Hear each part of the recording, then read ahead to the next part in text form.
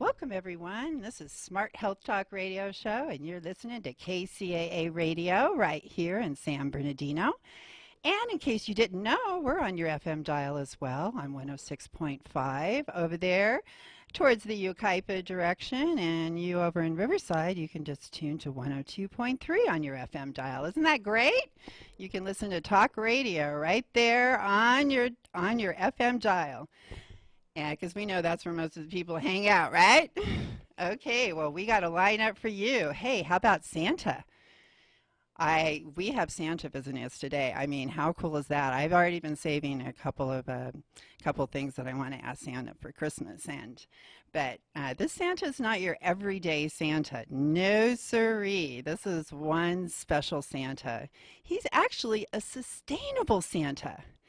And as your host, Elaine McFadden, who's a registered dietitian with a master's in public health, let me tell you, that scores big time points with me. When we got a Santa trying to encourage kids to eat healthy, eat their fruits and vegetables, and not be drinking all kinds of sodas and eating junk food, that kind of stuff.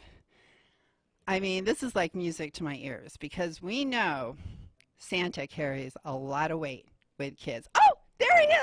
Thank you, but I prefer Santa. Oh, okay. Let's stick with Santa for the show. Very good, very good. I just wanted people to know how to get a hold of you if they need to find you. Why don't you go ahead? I want to mention that a few times during the show, so why don't you go ahead and tell everyone how to get a hold of you? Well, the easiest way, of course, would be to email me, and you'd email Santa at sustainablesanta.com. That's Santa at sustainablesanta.com. Or you can call my cell, I guess. No reason why not to give out my cell, 760-429-8025. That's 760-429-8025. See, I brought a couple Santas from home here, so I'm switching them around so they can see it in our Ustream picture that, hey, you guys want to join me and Santa here on KCAA? You just head right on over to kcaaradio.com, and, you can get there on your phone, too. And you just click that Ustream, and you could be watching us right here in the studio because we got Santa right up here on the screen. And we're going to be having a great time. I mean, don't you want to learn some tips from Santa on how to get your kids to eat healthy? I'm telling you, this guy right here has lots of experience at it, and I have a feeling he's pretty good at it too. So you have to tell me, Santa, what kind of reaction are you getting from the kids when you encourage them to make healthy choices? Well, I think the first reaction we get is that they are not used to seeing a healthy Santa. Oh, okay. Now, let's get something right You out. know what? I'm a dietitian, so I can tell, and you're looking pretty healthy to me, Santa. Well, let's get this one out immediately, and that is, this is not about being skinny.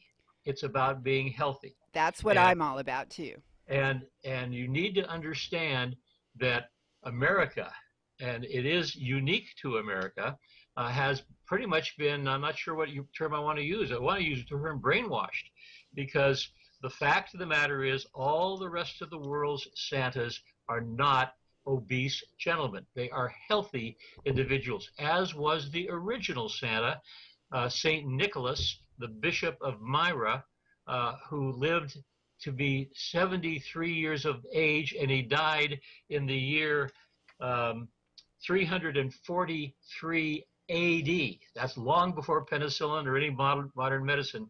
But he lived to be 73 years of age, and he was a healthy gentleman. His favorite sport was Greco-Roman wrestling.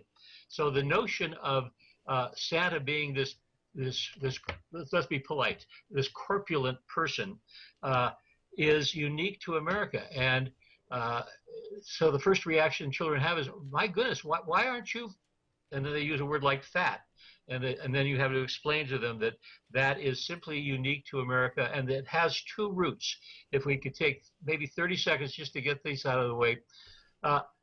In 1823, Clement Moore wrote that poem, The Night Before Christmas, and he brought you the jelly-bellied guy who smoked a pipe and blew smoke rings around his head like a wreath. Why did Clement Moore cast the character of Santa as this actually short but fat. Jolly. He was a right jolly old. Oh no, No no, no, doubt.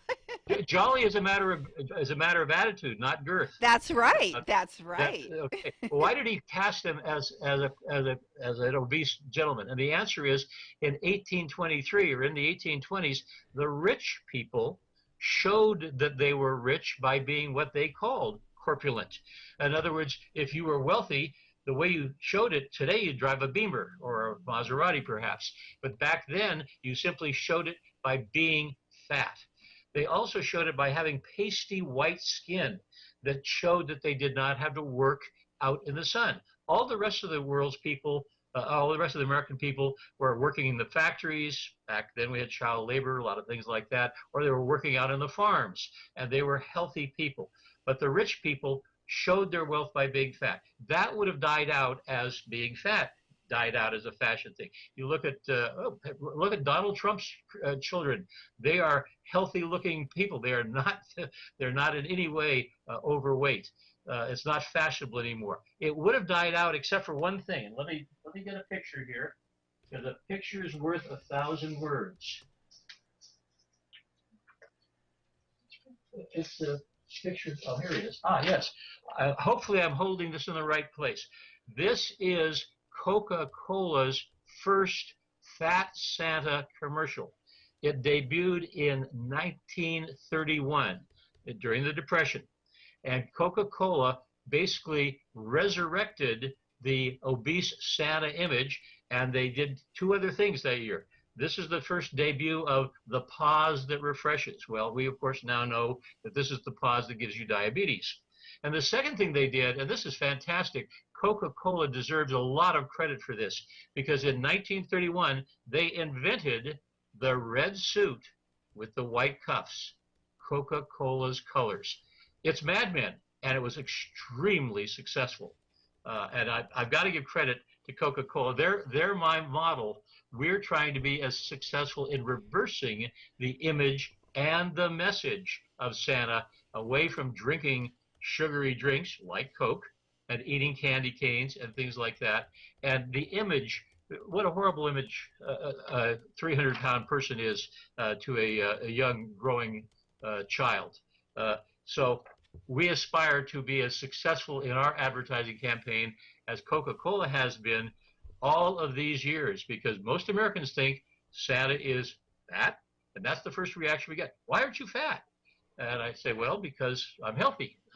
That's why. But anyway, that's the history and the reaction. Well, Now, yeah, the other reaction. and you're right, Santa. And actually, in public health, they teach us to use the kind of advertising they do.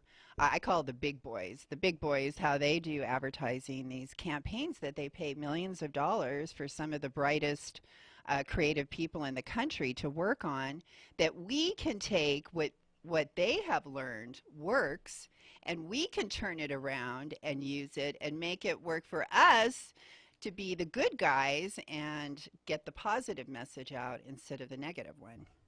You're So, absolutely right. You've got to use all the techniques, all the eye candy, etc.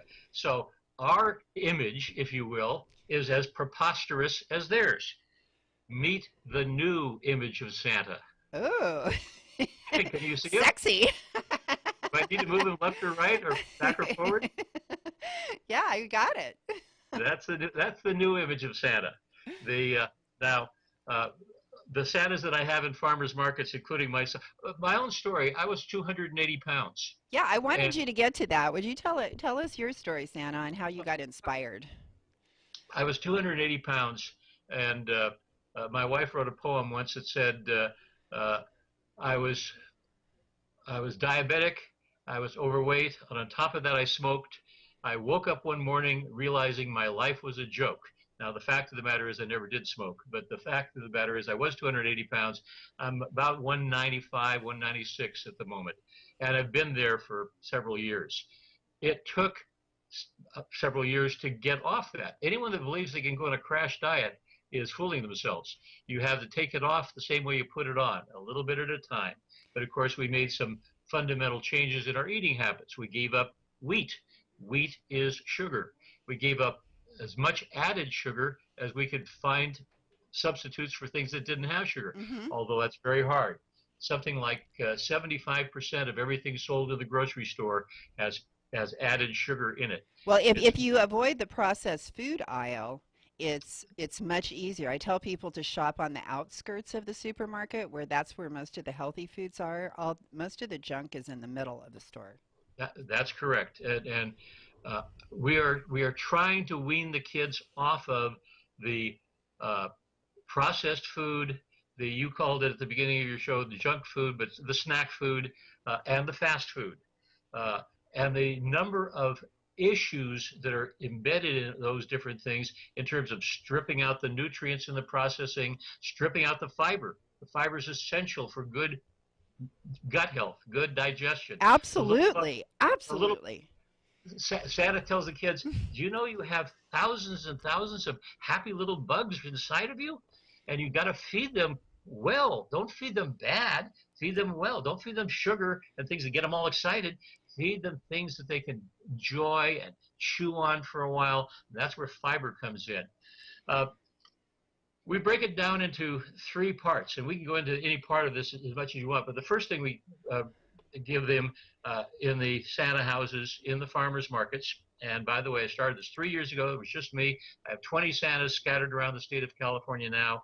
I have seven in 12 markets in San Diego County, which is where I'm located at the moment. The nearest one, I thought you were in Riverside. You said San Bernardino. I still think the one in Palm Springs is probably the closest geographically to you. Uh, but anyway, the first thing we do is we give out uh, Santa's food rule cards. And we have two versions. They're the same words, they're just two different printings. This one is the one we originally printed when we started 3 years ago. This is one that's now being printed by the International Brotherhood of Real Bearded Santas. That's the largest real bearded Santa Wow. club. And and together we produce 15,000 of these a year. And we give everyone that comes to the farmer's market with a child a food rule card. Now, the food rules are triage. They are the stop the bleeding, if you will. They are designed to get the kids off the bad stuff.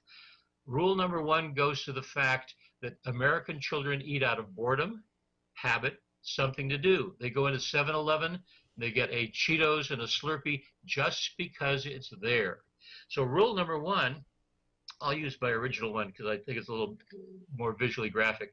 Rule number one is it's Elaine. Yes, Elaine. Elaine, if you're hungry, eat an apple. Oh, well, Elaine, you say you don't want an apple. Well, you know what, Elaine? If you're not hungry enough to eat an apple, you're probably not really hungry, and the thought will pass.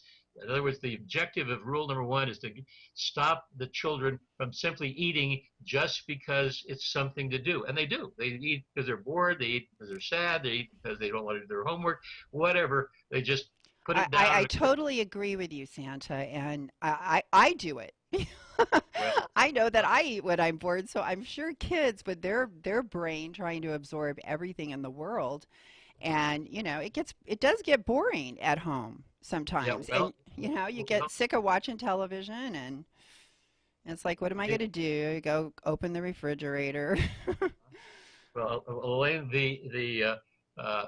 you're going to give me your address, and I'm going to send you one of these because we have the moms put it on the refrigerator. That way they can. Oh, Rule really? You number do all that? You actually will mail it to people?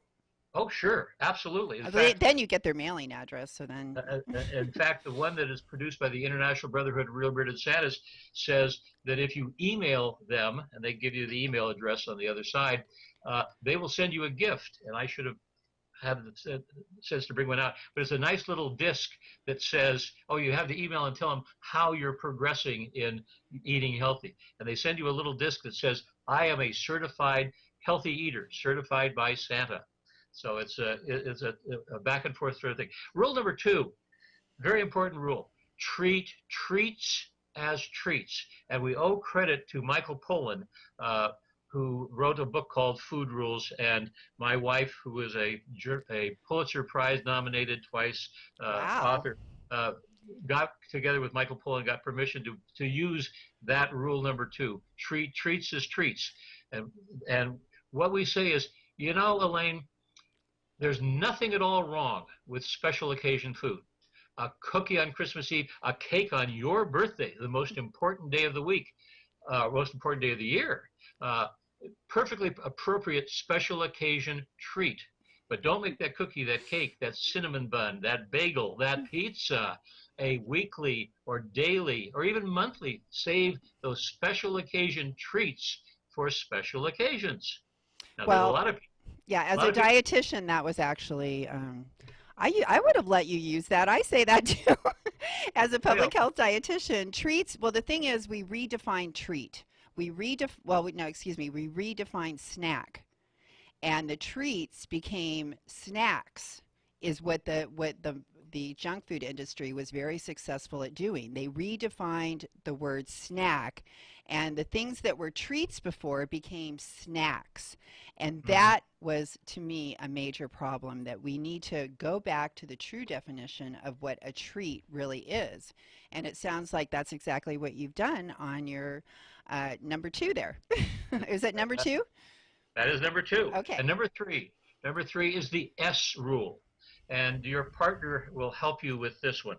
The S rule. And it goes like this: no sodas, no second helpings, no between meal snacks, no added sugar, no added salts, and no sweets, except Elaine, possibly on days that begin with the letter S. And we ask the children, what days begin with the letter S? And a lot of them say, Monday, not Monday, not Wednesday, Saturday and Sunday. And that's right. Now, I have to tell you that that rule has its roots in Europe because European children, I happen to be Swedish, Swedish American, but European children get, in Sweden we call it lördagsgodis. It means, it translates into Saturday candy. And interestingly enough, it almost rarely is candy. It's usually an orange to eat or a piece of chocolate. I guess you could call that candy, etc. But the point is, if you if little Elaine is drinking 3 Cokes a day and is getting big as a house, if mom keeps little Elaine dry Monday through Friday, by the time she has that Coke on Saturday, it won't taste the same. Now, I've got to tell you, as a nutritionist, before you jump down my throat, one of our big backers, and we'll talk about them in a minute, is the doctors that teach pediatric medicine at the University of California, San Francisco Medical School. And they've gone around and round with me on that, saying, well, you know, really to beat an addiction, and French fries and Big Macs and Cokes are addictive. All you have to do is see the movie Super Size Me, and you'll know that's true. They say, you know, to beat an addiction, you really need to abstain for it. And they all have a formula, but it's always around 21, 22, 25 days, etc. That's right, but you can't tell a kid that. But you can tell a kid, no snacks on the days that don't begin with the letter S, meaning Monday, Tuesday, Wednesday, Thursday, Friday, no snacks, no Cokes, no nothing.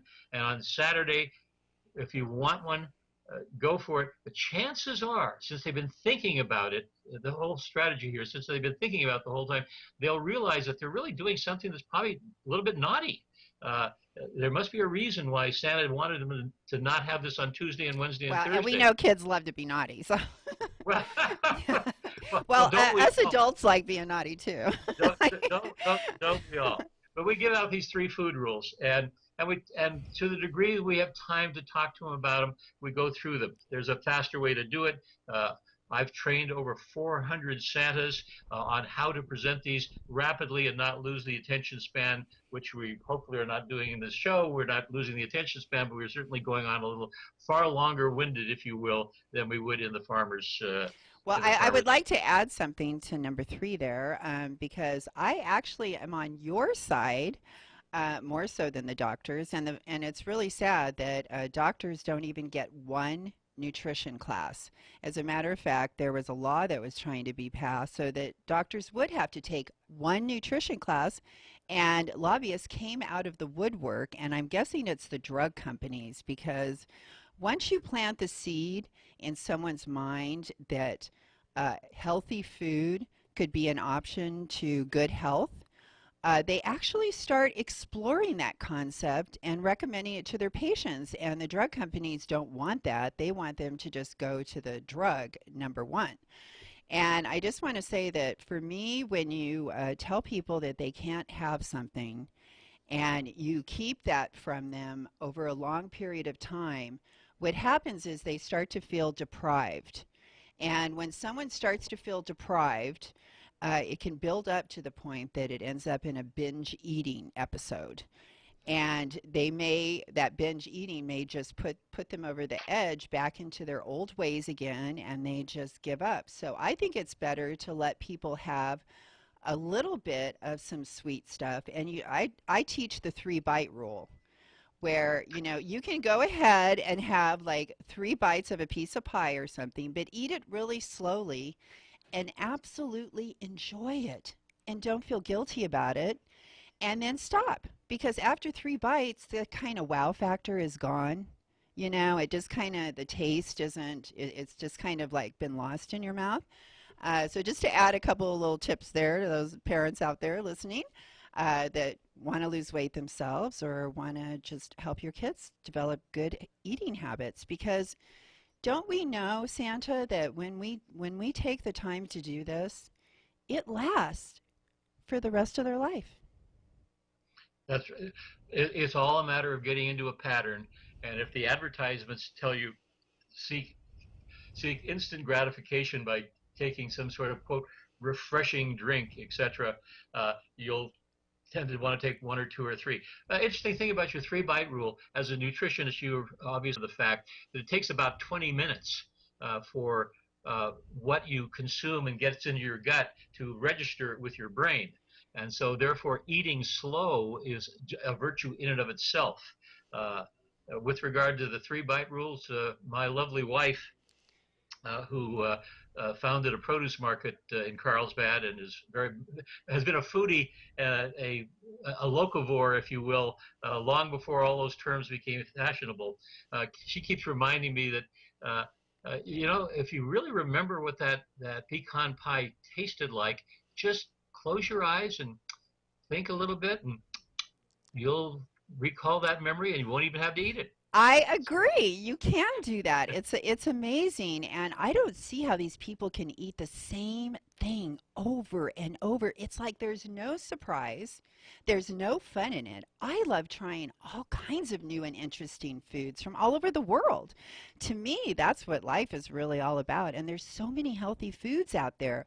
Not, what happens is when our fast foods come to these other countries, everyone is healthy before they come, and after they come everyone starts getting fat just like us, because we're at like 40% obesity, everybody. that's I right. mean, that's almost like half the population is overweight. And this is just, I happen to believe that it's from high fructose corn syrup and these pesticides, because they change our bodies. But I just wanted to add one more thing, Santa, that because I like sharing things, and maybe this might be something that you can share when you teach. It took me a long time to find this stuff out, but there's actually a company that makes designer chemicals. They make designer flavors, and they stimulate the addictive part of our brain. They're in the chips, they're in the drinks, they're in the food, they're in the cheese. And because how do you distinguish one thing from another? How is your pizza different, really? It just is a few ingredients. So what they figured out is that there's a company in San Diego that is secret and works for the food industry, making these addictive flavors. And that is why people crave. They wonder, why am I craving this? Why am I craving this? Well, that's the food manufacturer's plan. They want It, you to crave it. They want you to be addicted to their flavor. So I noticed it. I could feel it. I didn't eat any junk stuff at all. I ate organic food, and I there was like some Pringles, and I hadn't had any for a really long time. And I put that on my tongue, and I could not believe it, Santa. As soon as I put that on my tongue, I could literally feel the chemicals going to my brain. I could feel them in my body, because my body's pretty clean, so I can tell. And then I noticed too, I just found out when people don't eat any GMOs for a long time and pesticides, and then especially the GMOs, and then you eat some, you can get an allergic reaction, you can start to get bloated. And this happened to me when I went to go visit, when I went out of town and visited some people, because at home I'm eating all this good food, and then I had to eat, this other food to not be disrespectful. And oh my God, I thought my stomach was going to literally explode. And people don't realize what all of these pesticides and these chemicals are doing inside of our body. How do you, I want to finish your card there, but I'm just wondering, like, how do you explain pesticides to children? Well, we I want to tell you. I get to that in half a second Oh, sure, because sure. Go ahead. You know because best how to explain things, so go you go you in your you order. you stimulated a thought when you said, I like to be adventurous and see all the different foods of the world, etc. So that's the Hmm. second thing we do, because the whole idea here is to get the kids to buy into this. Okay, food rules. The three food rules stop the bleeding, if you will. They stop the intake of the bad stuff. Uh, so the second thing we do is we send them into the market on a treasure hunt. And we give all the farmers, and I'm not sure if I'm holding this in the right position, but can you read this? It says, try a Santa's garden bite Oh here. Does yeah, that I can see it. Yeah, we got very it. good? We got it on the Well, shot. well, we give this little symbol out to the farmers and the people who are sampling all these adventurous foods in the farmers markets. So the kids go around on the treasure looking for this symbol, and they know that they will get something that is certified by Santa as a quote real food, a real whole food. Ah, Santa Okay. approved. So what are they trying then? We urge the vegetable farmers to not sample carrots and to not sample apples because they kids know those. Instead, we urge them to slice up bell peppers and give out raw bell peppers, give out little bits of broccoli. We call those trees. They look like trees. Uh-huh. And the interesting thing, I've had a couple kids come back and say, we like those trees so much. You know what we are doing now? We're pretending that we're dinosaurs because dinosaurs eat trees. Now they're not talking about Tyrannosaurus Rex. They're talking about the Vegisauruses, if you will. But we have them break up bits of cauliflower and sample bits of cauliflower. That's real food. We have several farmers that dehydrate things. So they have dehydrated persimmons, dehydrated starfruit, which they call nature's candy, and the mothers buy it as the treat, if you will, for the lunches. Because a dehydrated starfruit, it shrinks down dramatically, but it is still deliciously sweet. It still has fiber. It does have natural sugar. We have to be careful about that because you can get too much natural sugar. In a sense, sugar is sugar, although the refining takes out the fiber, so it loses its buffering. Uh, the kombucha lady gives them samples of kombucha. 90% of these kids have never had kombucha, which is basically fermented green I tea. have jars all over the place. Sure, and my wife I Tyrone. love that stuff. The It's uh, cheap probiotics, but you get a beverage and probiotics at the same time, so you don't have to go buy other probiotics. So it's actually that, kind of a that, good way that's to get them. correct. And the people who sell fermented cabbage, which is basically sauerkraut, Yeah. and the man who sells crocks that you can make your own fermented kombucha or your own fermented sauerkraut or other veggies in. They're Oh, all I doing could a use land my house. crock for making sauerkraut. I have this crock and I didn't for the kombucha, but I used the jar, so I thought I was wondering what I could use it for, and I didn't even think that I could use it for sauerkraut. Thanks for that Sure, idea. of course you can. And And the point is, sauerkraut's easy to make, right? oh, absolutely. Anyone can make that. That's right, and you don't have to add water. It has enough water in there. You have a little weight on it, so it keeps pressing it down. But the point is, and the word probiotic, is becoming a word we're becoming more comfortable with. But we explain to the kids, remember those little bugs you have inside, the good bugs? Don't think about ladybugs. They're smaller, but you've got thousands of them, and they're really happy, particularly when you give them things that they like and they love fermented stuff. So we give them the farmers give them dehydrated things, fermented things, and of course a lot of fresh things. Uh, and then the third thing we now do, and I think I have an illustration here. It's the Yes, I do, right here. We now have this is a small version. And again, I'm not sure that you can see it. This is a small version of a very large poster that each of the Santas has in his Santa house, and it's called Eat the Rainbow.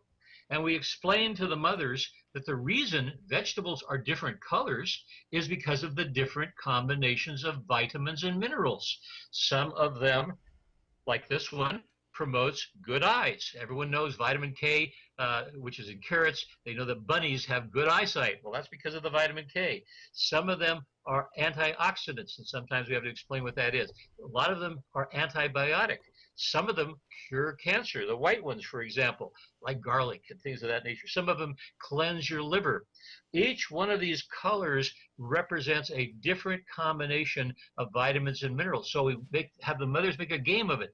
We say, go into the market with your child and pick out vegetables, and we'll get to fruits in a minute, vegetables of your child's favorite colors, and then go home and at least once a week help your child cook those vegetables in a way that preserves the nutrition and enhances the taste.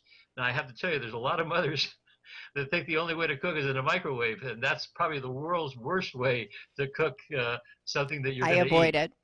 Yeah, but the point is they make a game out of it, and they come back and they say, we tried all reds last week. We're going to try purples and blues this week. And of course, a lot of people know that blues are filled with antioxidants because there's a lot of advertising about blueberries being good antibiotic and antioxidant providers. But the whole idea is eating the rainbows. We have one Santa who was a third grade school teacher, now retired, who has created a little almost like a report card where the kids keep track of each week which colors they ate, which ones they like the best, and how they mixed them up. And once they fill out their little report card, he gives them a prize.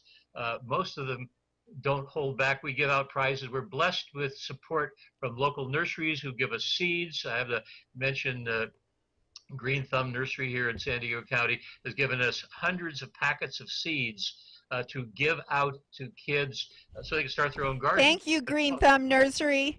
Yes, right. Absolutely. Absolutely. And another person we have to give a plug to is Dr. David Bonner of Dr. Bonner's Magic Soap, who's given us cases of small peppermint soap samples. So if you miss the peppermint candy, that's fine. Just take a shower with the peppermint soap, which is made from hemp, by the way. That's another. We love Dr. Bronner's. Love, love, love. Yeah, And yeah, yeah. actually his sister has been on our show. Aha. Well, they're wonderful people.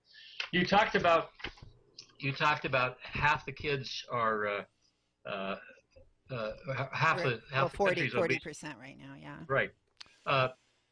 One of our biggest supporters is Dr. Robert Lustig, who heads up pediatric medicine at the University of California, San Francisco Medical School. And I'll give out their website, and they maintain on their website a whole page all about us and all of the news articles that we're getting from around the country. And don't let me get off the air without telling you that for the third time in a row, we're front page in Stockholm, Sweden. Woo! But this is Dr. Lustig's illustration, and what it shows you is that the small circle here is the 72 million obese people in the United States. This is obese, not just overweight. This is the obese ones. This is the serious ones, and 80% of those will get a life-threatening diet-driven disease. Now, he's into metabolic syndrome and metabolic medicine, so he's very much into fatty liver disease, bleeding bowel syndrome, leaky gut, heart disease, type 2 diabetes. Those are all metabolic diseases, but there's lots of other doctors who've also linked this bad diet to cancer, dementia, Alzheimer's, etc. It's a serious, serious issue. 80% of the obese people will get a life-threatening metabolic disease. But here's the secret. 80%. 80%. But here's the secret. Of the rest of the, quote, healthy-looking people like you, 40% of them will also get the same diseases. And that's because of the processed foods. They may not look healthy. They may look healthy on the outside, but on the inside, the processed food with all the chemicals and colors and pesticides and preservatives added are tearing up their insides, even though it doesn't show on the outside. Dr. Lustig, who also is another huge proponent of what you talked about earlier, having nutrition taught in medical schools, and he points out that it is taught in European medical schools. It's one of his main campaign things, as well as going back to Hippocrates, who, the Hippocratic Oath is do no harm, but the first important thing that Hippocrates said is let thy food be thy medicine. That takes us back Yes. to, And you know that what? takes us back, Those are the kind of things that inspired me to be a dietitian because that sure. totally made sense to me. And we have all of these illustrations scattered around on the wall of the Santa houses. So a handful of kids will come in, uh, particularly the middle schoolers, and they'll actually start looking at it, and you can tell the Yeah. serious. You can tell the serious ones. They'll start looking at it and say, I like to tell them that we human beings are filters. If you think about it, almost every system, the land is a filter. And if you pour poison on the land, it will go down into the ground and it'll mess up the water, the aquifer, et cetera, et cetera. And if you put too much in there, the land cannot filter it out, et cetera. Same thing is true with your body.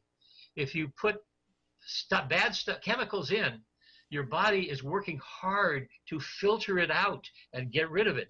But you can overwhelm it, and when you overwhelm it, you get sick. Dr. Lustig's favorite quote, and mine too, is Yeah. you, you don't get sick because you're fat. Let me repeat that. You do not get sick because you're fat. You get fat because you're sick.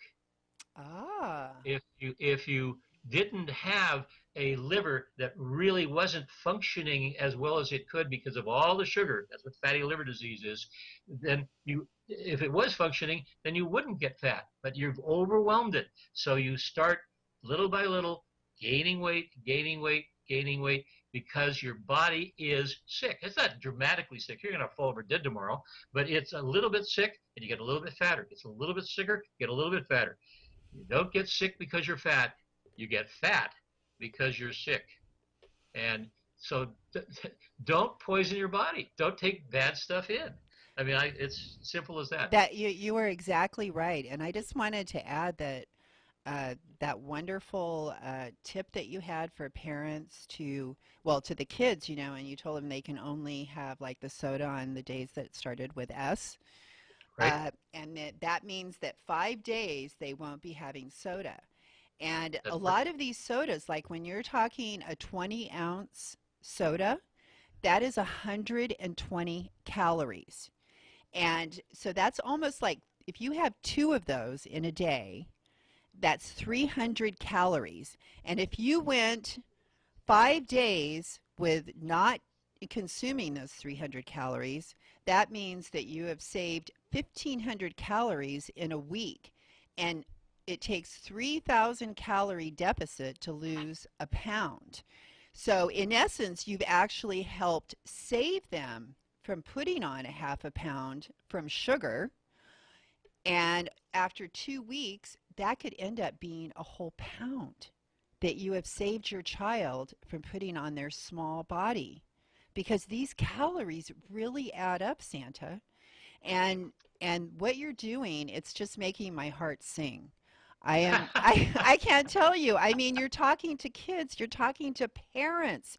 It is so hard to reach parents. And I when I was targeting schools trying to get organic cereal in there, and then before that I was working with public health trying to get junk food off school campuses.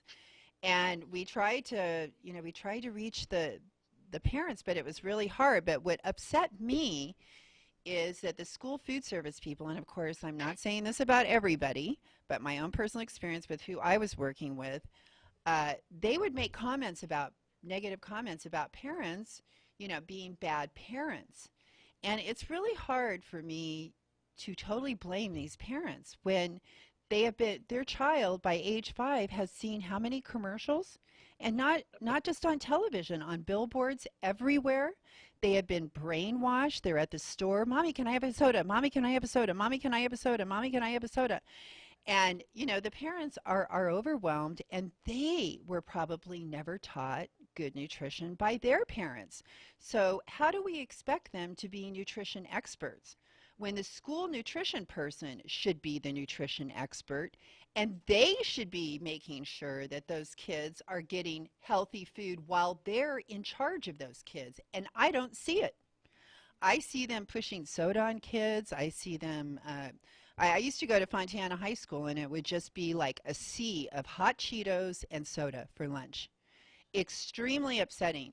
So when you these little things that you are teaching are actually really big. They're small. They seem like small concepts, but the potential for them to change the life of your child, your families by just following your suggestions are huge. And I see that. Maybe other people wouldn't see that, but these are the fundamentals. These simple rules can totally change your life. So, what was the next one that you wanted to tell us Well, about? let's stick with that point for one more short lap here. You're absolutely correct. And it's not just the fact that many schools get a percentage of the sales of the sugary sodas and things like Yeah. that, snacks that come out of the vending machine, and they use that as part of their budget, etc. Uh, but you asked about what kind of reaction we get. Well, of course, the mothers absolutely love it, etc. Uh, the Who do I get the most pushback from beyond the companies that we're clearly not in favor of Promoting. promoting, which is all the sugary sodas and all the processed food and all the snack food people. The other group that I get pushback from is a handful of what I call grumpy old Santas, grumpy old fat Santas. Let me read to you Oh, a there's a subpopulation there of grumpy old grumpy old fat Santas. absolute. They all claim to like kids, but let me read to you a statement from the president of one of, it's not the International Brotherhood of Real Bearded Santas, who are a bunch of really great guys, but this is a different rival, if you will, Santa Club. Okay. And he writes to me. He says, I'm quoting now. I agree that the children are headed in a bad direction, but it is my feeling that it is the responsibility of the parents to control the children, not Santa.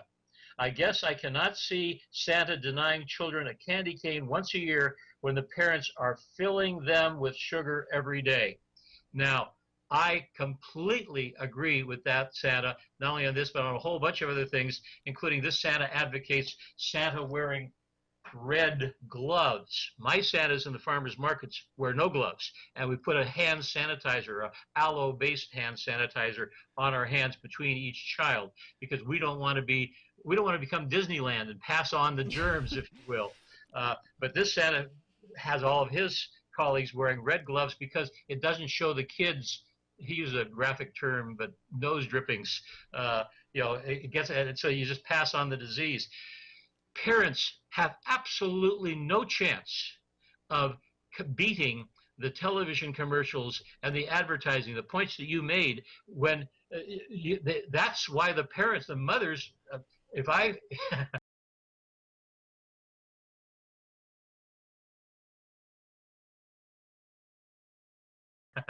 if I had a dollar for every hug that I've gotten from a mother who says, "Oh, thank you," uh, I would be a millionaire.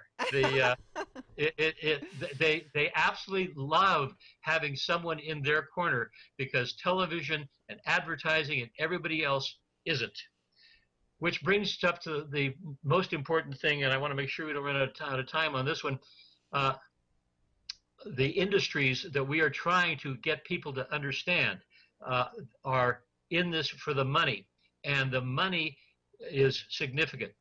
Dr. Lustig again and his crew at the University of California, San Francisco Medical School have done the analysis. We in America spend more money on pharmaceuticals per capita and on junk food per capita, and we consume more pesticides per capita than any other population on the planet. That's a per capita thing. Dollar-wise, we spend 1.4 trillion, T like in Tom, trillion dollars, $1.4 trillion on completely preventable medical costs. Now, this is not just the cost of the food. This is the cost of going to the doctor. This is the cost of all that stuff you see every day on TV, where they can tell you you can take this pill and it'll clean out your bowels or it'll make your blood sugar go down or whatever it is. It's a huge industry, and we're killing our country. Our children our current generation of kindergartners and first graders are on track to live a shorter life than their parents. That is not a trivial statistic. The fatty liver disease. We used to call fatty liver disease sclerosis of the liver. It used to be 50-year-old men who drank too much alcohol. And as a young boy, I used to think it was the alcohol. It's the sugar. Beer belly. The beer belly is the sugar, Mm-hmm. the wheat, etc. Anyway, uh, we have fatty liver disease, never, ever, ever, ever seen in elementary school children, showing up in children Well, now. type 2 diabetes as well. Right. My dietitian exam, the correct answer to the group that gets the most type 2 diabetes was, like 40 to 50-year-old men that were the biggest group. But now our kids, and like a kid getting type 2 diabetes was unheard of. And this is in That's the right. 90s. This is That's just right. 20 years ago. You figure right up I in am the so upset. last 20 years, last I've had 20. a child cry to me, Santa, that they were diagnosed. 19-year-old girl. She's still a child to me, but she was 19 and she cried that she was diagnosed with diabetes, and she knew it was the junk food she ate at school and at home. She knew Right. that's what caused it. But I mean, that is like giving them that disease. You're giving your child that disease by not helping them have access to healthy foods. And the fast food and processed food people know it, and they continue to do it. There's a great movie that, again, Dr. Lustig, and by the way, the name of his We foundation got is five called minutes. the Institute for Responsible Nutrition. Well, there's two things I want you to be aware of. One, one is, you're absolutely right. Obesity in children today causes more health problems than drugs or smoking. That's a fact. Dr. Lustig's group and the Institute for Responsible Nutrition, I'm not sure you can see this, uh, have produced a movie called Sugar Coated. And they have documented the behavior of the fast food, processed food, sugar industry and drawn a parallel between the tobacco industry. Every American remembers when all those presidents of tobacco companies were sitting before Congress, and they all said, "Oh, no, no, we have no data whatsoever that ties smoking to lung Lies. cancer." But then a short period of time later, the good reporters unearthed all of the stuff, and they knew that they were lying through their teeth. This movie, which is available on Netflix, Sugar Coated, is called, documents the same parallel. They've known for years that they are giving children diabetes, fatty liver disease, bleeding bowel syndrome, all kinds of metabolic diseases, and To they our just children. Yeah. children. Oh, absolutely, Yeah, this absolutely. is attacking our children. We have 3 minutes left, Santa. What kind of important information should we get in that 3 minutes? I want to first of all make sure people know how to get a hold of you again. So why don't you go ahead Okay. and repeat that, and then any other resources they should know about. Then the most important resource is the website of the Institute for Responsible Nutrition. That's Dr. Lustig's group, and that is www dot responsible foods, plural, I'll be checking this out. responsiblefoods. Okay, Yeah. responsiblefoods.org Okay. slash Santas. So www.responsiblefoods.org slash Santas. All Okay. my contact information is on there, but there you can also read well, not all, you can read a great number of the, And also, where do they find out the farmers markets that your Santas are at? uh, that's a good question because I've got a guy in Northern California that has been putting them in, and I'm not even 100% sure of what we have up there. They can email me and they can tell me where they are, and I can try to match them up. But on the website, you will also find some of the tremendous articles that have come out not only regionally and locally and nationally uh, in Heirloom Gardener and things like that, but internationally. And we just got this yesterday, and it told us that on November 30th in Stockholm, Sweden, as well as in America, Nordsternen, which means North Star, had us once again for the third year in a row on page one. And if I can get to page 16, you'll just be impressed with the amount of coverage they, and 2 pages inside. And if you go to Twitter, our hashtag, our campaign is hashtag Eat Real Food. That also will give you articles that tells you where the local farmers markets are. So www.responsiblefoods.org/Santas, and on Twitter. Oh, you can also tweet me. I'm becoming like Donald Trump.